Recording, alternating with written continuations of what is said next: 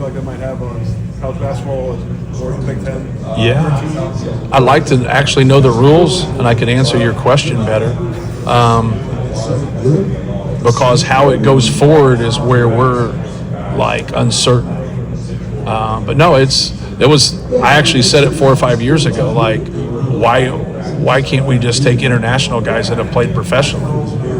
Like, we were losing guys to, like, remember when the overtime elite first started, it wasn't for them to come back to college, remember? So we started to lose those guys. And then guys were a couple guys went to Australia and played instead of playing in college.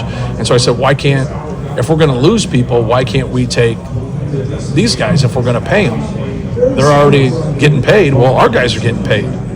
So, and it was always crazy, like 10, 15 years ago, like they'd say, this international player, he's got to sit out 6 games or whatever. And I'll be like, the guys playing EYBL are more pros than these international guys. Like, you don't think they're getting something?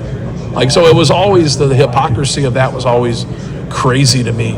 And so, like, I think it's great. I think it's fabulous. We have more talent. I like FIBA basketball. I like international play. They're passers. And anytime, like, you'll walk in the mall and somebody will say, hey, really enjoy watching your team play. All they're saying is you pass the ball and you share the basketball, and it's enjoyable, right? So I like it. Like, some teams have went stronger there than others, but I think everybody will end up being there. We just want to kind of know where we're at in revenue sharing and where we are, with all the rules. How did you when did you first maybe get onto Omaha? He had already made a couple visits to a couple different places, so like it was there, and we Zoomed with him right when our season was over. So right as we got beat with Houston, the next day we Zoomed with him. So we'd recruited him there, but not long, about a month right there. Those go a little bit quicker than everything, but he made 2 other visits, and then we thought it was going to be done then, but then he said no, he's going to have interest in other schools. So we were fortunate to be able to get in there. Are you sending your assistants to FIBA events? Yes. Yeah. Is that the standard now? Yeah. Coach, you got a group of seniors that have decided to stick around and develop and have really helped contribute to building something special. What does that mean for your program, but also just the landscape of college athletics? The temptation today may be to transfer. Yeah, like what we're doing, like, shouldn't really be like giving us like credit, because what we're doing is the same thing we've always done, which everybody else was doing before, and we've just same with the same model. The one thing you have to be cognizant of is you might have to deviate from that model, because things can change, right? So you got to, like, this is the way we're going to do it. This is what, like, you're not going to hear that from me. Like, I think that's when you have major shifts and changes in the landscape of the sport, you got to be able to adapt with it. Some people want to jump all in, and some people want to slowly. I'm more slowly that way, but I also can do it because we've lost players at our place. Like, people act like we don't lose players. We just don't lose starters.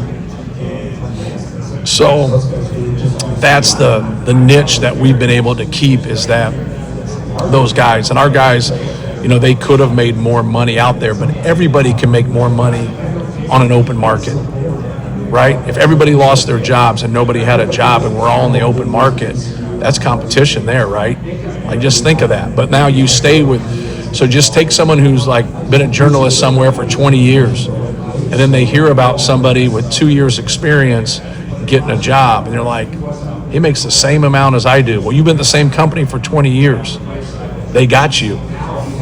That's you want to stay there. There's other parts, reason you're staying. But if you got in the open market, you'd make way more money, right? That's part of it. That's part of it. But some of our guys is their legacy.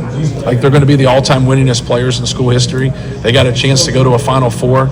They got a chance to win a Big Ten championship. We've had 89 straight sellouts. Purdue is a great academic institution. So if you want to trade the next 55 years for 1 year, for an extra $600,000, that's your call, right? That's your call. And if you did it like No one would be. But if you think you're making more money by leaving in your whole life, you're a fool. You're an absolute fool.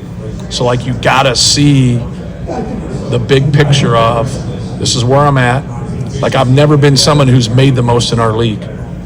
It's okay. But if your job is to make money, it's what you totally make. And if you really want to get down to it, it's what you totally save and how you invest. It's not what you make. We've all seen fools make a lot of money, right? A lot of money and then burn it, right? But then we've also seen other people like, how does that guy have that house? How does he do the things that he does? Because he saves his money, invests his money, and he's smart. And so like, I think there's different ways to be able to look at all situations across the board. We're fortunate that our guys made the decisions to come back, but they also get an opportunity at all those things. Like I think if they went the other direction, they'd have buyer's remorse. When Braden comes to you and I assume says, hey, Coach, I have significant offers from elsewhere, you kind of give him a version of that spiel and be like, hey. He doesn't because like it's hard for someone to get offers when they're not in the portal, right? So it just shows you the lovely members of our coaching profession, right? And so like for that, but it's there, and that happens. What you're saying happened, and but anytime you're a good player like that, things like that are going to happen. Like that's just the way it is, and so like you deal with it. So you just sit down and weigh everything out, right?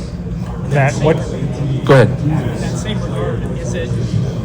You probably have always recruited the people around the player as well as the player, but Right. does that become more important because you say this guy's going to get some bad advice at some point? Like, I imagine a lot of these transferring is people also get some bad advice or short sighted. Well, that's what's good about agents.